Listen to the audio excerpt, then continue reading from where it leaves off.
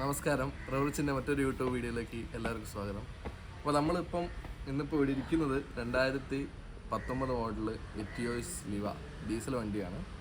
അപ്പോൾ ഇതിൻ്റെ ഒരു യൂസർ റിവ്യൂവും പിന്നെ എന്തുകൊണ്ട് ഈ യൂസർ ഈ വണ്ടി എടുത്തു, അതിനുശേഷം ഏകദേശം 44,000 കിലോമീറ്റർ വണ്ടി ഓടിയിട്ടുണ്ട്. അപ്പം ഏകദേശം അതുവരെയുള്ള സർവീസ് കോസ്റ്റും പിന്നെ യൂസറിൻ്റെ ഒരു റിവ്യൂവും എല്ലാം കൂടി ഉൾപ്പെടുത്തിയിട്ടുള്ളൊരു വീഡിയോ ആണിത്. അപ്പോൾ നമുക്കൊരു വീഡിയോയിലേക്ക് കിടക്കാം. അപ്പോൾ കൈലാസ്, ഇപ്പം ഏകദേശം ഈ ഒരു വണ്ടി യൂസ് ചെയ്യുന്നത് ഇപ്പം സെക്കൻഡ് ആണല്ലോ എടുത്തത്. അപ്പോൾ എടുത്തിട്ട് എത്ര കൊല്ലം? ഇപ്പം ഞാൻ എടുത്തിട്ട് ഇപ്പോൾ ഒരു വർഷമാകാം. അപ്പം ഏകദേശം എത്ര കിലോമീറ്റർ ഓടി ചെയ്തു? ഞാൻ ഇതൊരു 18,000 കിലോമീറ്റർ ഓടിയ സമയത്താണ് വാങ്ങിയത്. ഇപ്പോൾ ഇതൊരു 43,000 ആയി ഓടിയിട്ടുണ്ട്. അപ്പം എല്ലാവർക്കും അറിയേണ്ട ഒരു കാര്യം എന്ന് പറഞ്ഞു കഴിഞ്ഞാൽ, ഈ ടൊയോട്ട ആക്ച്വലി ഈ ഒരു മോഡൽ ഇറക്കിയത്, അല്ലെങ്കിൽ എറ്റിയോസ് ലിവയ്ക്ക് ഇറക്കിയത് ഒരു എൻട്രി ലെവൽ കാറായിട്ടാണ് ഇറക്കിയത്. അപ്പം കൊടുക്കുന്ന പൈസക്ക് ഒരു വാല്യൂ കിട്ടുന്നുണ്ടോ? ഐ മീൻ മൈലേജ് ആണെങ്കിലും പവർ ആണെങ്കിലും സർവീസ് കോസ്റ്റ് എല്ലാം കൂടി നോക്കുമ്പോൾ അതിൽ ഹാപ്പി ആണോ? കൊടുക്കുന്ന കാര്യത്തിൽ ഇപ്പോൾ മൈലേജിന്റെ കാര്യത്തിൽ ഞാൻ ഹാപ്പിയാണ്. പിന്നെ വണ്ടീന്റെ പെർഫോമൻസിന്റെ കാര്യത്തിൽ ഹാപ്പിയാണ്, കുഴപ്പമൊന്നുമില്ല. പിന്നെ ടൊയോട്ടയ്ക്ക് അറിയാലോ, ഇന്റീരിയർ വൈസ് ഒരിക്കലും എന്താ പറയാ, ഇപ്പൊ ഇറങ്ങുന്ന പുതിയ വണ്ടിക്കൊക്കെ ഓക്കെ. പഴയ ഈ ഇറ്റിയോസിന് ഇത് തന്നെ സ്റ്റീരിയോ ഞാനിത് മാറ്റിയതാണ്. ഇവരുടെ സ്റ്റീരിയോ എന്ന് പറഞ്ഞാൽ സാധാ ഒരു നോർമൽ സ്റ്റീരിയോ ആയിരിക്കും, ബ്ലൂടൂത്ത് സ്റ്റീരിയോ നോർമൽ ആയിരിക്കും. ഇന്റീരിയർ വൈസിൽ മാത്രമേ ഒരു കുഴപ്പമുള്ളൂ. പിന്നെ സർവീസ് കോസ്റ്റ് എനിക്ക് ഈ പ്രാവശ്യം ഞാൻ ഒരു 2-3 വീക്സ് മുന്നേ ചെയ്ത സർവീസ് കോസ്റ്റ് എനിക്ക് വന്നത് ഏകദേശം 16,000 അടുത്തായി. ബില്ലായിരുന്നു ബില്ല് എൻ്റെ കയ്യിലുണ്ടായിരുന്നു. വീട്ടിലാണ്.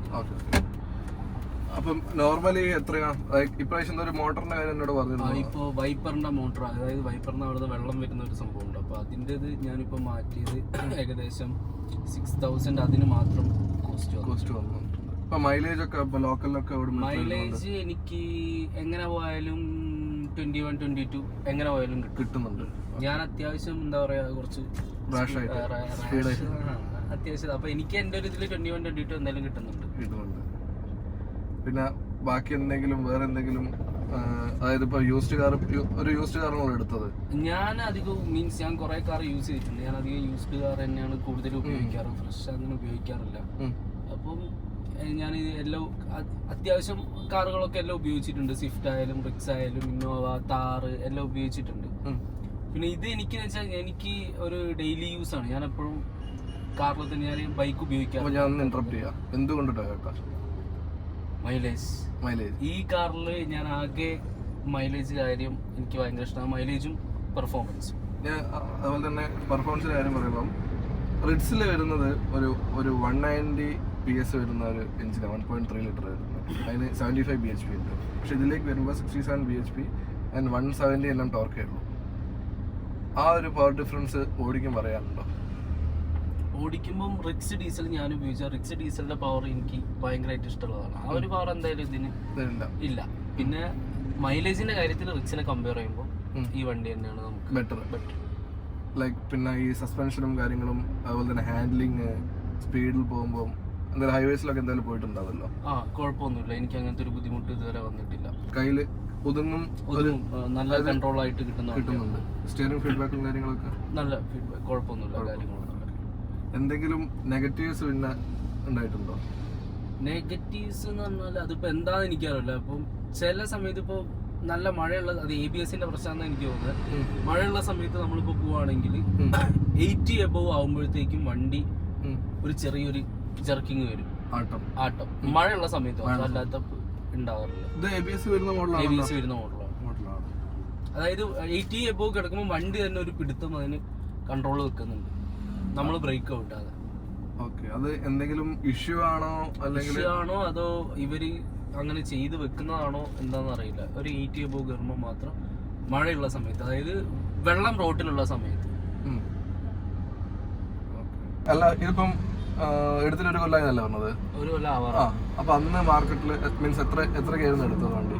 അന്ന് ശരിക്കും ഈ വണ്ടി ഇപ്പോ കമ്പനി ഇറക്കുന്നില്ല. ഈ വണ്ടി ശരിക്കും അന്ന് ഇറങ്ങുന്ന സമയത്ത് ഈ വണ്ടിക്ക് എനിക്ക് തോന്നുന്നു ഏകദേശം 9 ലക്ഷം രൂപയുടെ അടുത്താണ്, ഡീസൽ മോഡൽ. അപ്പൊ ഞാൻ ഈ വണ്ടി എടുക്കുന്ന ഇപ്പൊ ഒരു കൊല്ലം ആവുന്നേ ഉള്ളൂ. അപ്പൊ ഞാൻ ഈ വണ്ടി എടുക്കുന്നത് 8.25 ലക്ഷം രൂപയ്ക്കാണ്. അതായത് ഈ എനിക്ക് തന്ന ആൾക്ക് വലിയൊരു നഷ്ടവും കാര്യങ്ങളൊന്നുമില്ല. ഞാൻ എടുത്തത് 8.25 ലക്ഷത്തിനാണ്.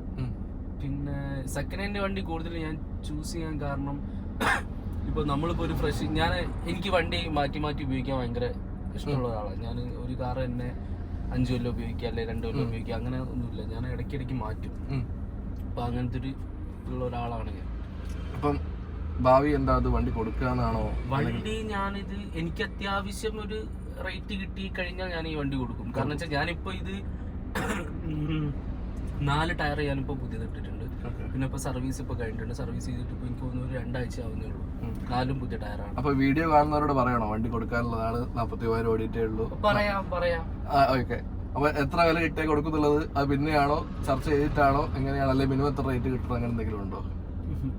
പിന്നീട് ചർച്ച ചെയ്ത് ഞാൻ മിനിമം എന്നല്ല, ഞാനിപ്പോൾ വാങ്ങിയ ഒരു റേറ്റ് എനിക്ക് എന്തായാലും കിട്ടില്ല. അതിലൊരു ചെറിയ എന്തെങ്കിലും പൈസ കുറച്ചിട്ടാണെങ്കിൽ ഞാനത് കൊടുക്കും. ഓക്കെ. അപ്പം നല്ലൊരു വില കിട്ടിയ വണ്ടി കൊടുക്കാൻ റെഡിയാണ്. നല്ല റെഡിയാണ്. പിന്നെ ടൊയോട്ട ആയതുകൊണ്ട് എപ്പോഴും ഒരു വില ഉണ്ടാവും. പിന്നെന്ന് വെച്ചാൽ ഞാനിത് കൊടുക്കാൻ വേണ്ടിട്ട് കൊടുക്കുന്നതല്ല. എനിക്ക് താല്പര്യമുണ്ടോ വേറെ വണ്ടിയിട്ട്? അങ്ങനെ വലിയൊരു താല്പര്യമൊന്നുമില്ല. കാരണം ഇത് കൊടുക്കാൻ എനിക്ക് വലിയൊരു താല്പര്യം ഇല്ലാത്തത് കൊണ്ടും പിന്നെ എന്തെങ്കിലും നമുക്ക് ചെറിയ റേറ്റ് കിട്ടുകയാണെങ്കിൽ കൊടുക്കാനുള്ള രീതിക്ക് മാത്രമേ ഉള്ളൂ. അപ്പോൾ ഞങ്ങളത് അതും കൂടി മെൻഷൻ ചെയ്തേക്കാം. കൈലാസൻ നമ്പർ വീഡിയോന്റെ ഡിസ്ക്രിപ്ഷനിൽ ഉണ്ടാവും. വേണമെങ്കിൽ കോൺടാക്ട് ചെയ്യാം താല്പര്യമുള്ളവർക്ക്. എന്താ വെൽ മെയിൻറ്റൈൻഡ് എന്നൊക്കെ പറയണോ? അല്ല വണ്ടി നല്ല കമ്പനി സർവീസ് ആണ് ചെയ്യാറ്. ഓക്കെ. അപ്പോൾ ടൊയോട്ട എന്ന് പറയുന്നത് എല്ലാ കാലത്തും ഒരു റിലയബിലിറ്റിയും അതുപോലെ തന്നെ എത്ര ലക്ഷം വേണമെങ്കിൽ കിലോമീറ്റർ ഓടിക്കുള്ളൂ എന്നുള്ളൊരു വിശ്വാസം, ട്രസ്റ്റാണത്. അപ്പോൾ ഡ്രൈവിംഗ് സൈഡിലേക്കൊക്കെ വരുമ്പം നമ്മളങ്ങനെ ഭയങ്കര റിഫൈൻമെൻ്റ് ഒന്നും ഒരിക്കലും ആഗ്രഹിക്കരുത്. ഇപ്പം ഞാനത് കമ്പയർ ചെയ്യുന്നത് ഹിൻഡായൊക്കെ ആയിട്ടാണ്. പക്ഷെ എന്നാലും ഈ നമ്മളുടെ ഇന്നോവയൊക്കെ വെച്ച് നോക്കുമ്പം എൻജിൻ ഒക്കെ വളരെയധികം റിഫൈൻഡ് ആണ്. പിന്നെ അതായത് പണ്ടത്തെ ഒരു ഡീസൽ, പണ്ടത്തെ എന്ന് പറഞ്ഞു കഴിഞ്ഞാൽ ഒരു 4-5 കൊല്ലം മുന്നിൽ ഡീസൽ എഞ്ചിൻ്റെ പ്രശ്നം എന്തായിരുന്നു എന്ന് പറഞ്ഞു കഴിഞ്ഞാൽ ഒരുവിധം ഡീസൽ എഞ്ചിൻസിൻ്റെ സ്റ്റിയറിംഗ് ഒക്കെ ഒരുവിധം അത്ര സ്മൂത്ത് അല്ല, പെട്രോളൊപ്പം അത്ര സ്മൂത്ത് അല്ലായിരുന്നു. ആ ഒരു പ്രശ്നം തന്നെ ഇതിലും ഉണ്ട്. പക്ഷെ എന്നാലും അതൊന്നും ഭയങ്കര വലിയ കാര്യമായിട്ടൊന്നും പറയാനുള്ളതൊന്നുമല്ല. പറയുമ്പോൾ നമുക്ക് പറയാം, അത്രയേ ഉള്ളൂ. ഓൺ ദ അതർ സൈഡ് ഇപ്പം ഒരു 1.3 മൾട്ടിജെറ്റ് അല്ലെങ്കിൽ ഫിയറ്റിൻ്റെ മൾട്ടിജെറ്റ് ഓടിച്ചവർക്ക് അറിയാം അതിൻ്റെ ടർബോ ബൂസ്റ്റ്, അതായത് പോസ്റ്റ് 1.7 RPM കഴിഞ്ഞ് കഴിഞ്ഞാൽ നമുക്കൊരു കിക്ക് കിട്ടുന്നത്. പക്ഷെ ഇതിലത് ലീനിയറാണ്. അങ്ങനെ ടർബോ ലാഗ് എന്ന് പറയാനുള്ളത്, അതായത് വളരെ താഴെ തന്നെ തുടങ്ങിയിട്ട് നമുക്ക് ലീനിയറായിട്ട് പവർ ഡെലിവറി കിട്ടും. അങ്ങനെ ടർബോ ലാഗും കാര്യങ്ങളൊന്നും ഇതിൽ വരുന്നില്ല. സോ ഡ്രൈവിങ്ങിന് അതൊരു ഒരു ബുദ്ധിമുട്ടായിട്ടൊന്നും ഒരിക്കലും തോന്നില്ല.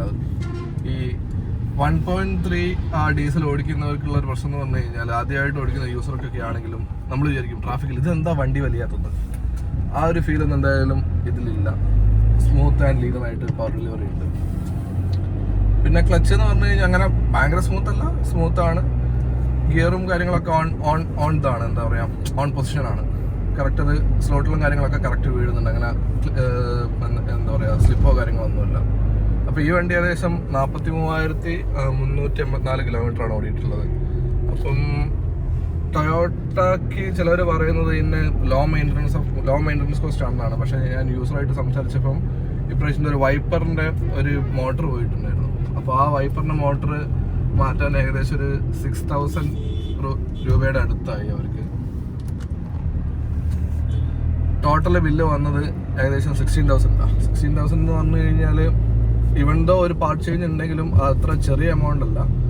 എന്നിരുന്നാലും ഒരു ഡീസൽ വണ്ടിക്ക് വരുന്ന ഒരു ആവറേജ് കോസ്റ്റ് എന്ന് പറഞ്ഞു കഴിഞ്ഞാൽ ഒരു 6,000, 7,000 അല്ലെങ്കിൽ 8,000 ഇടയ്ക്ക് വരുന്നതാണ് ഒരു കോസ്റ്റ്. അത് ഏതൊരു വണ്ടിയെ പോലെയും ഈ ടൊയോട്ടയ്ക്ക് വരുന്നത് ഈ ഒരു സെയിം എമൗണ്ടാണ്.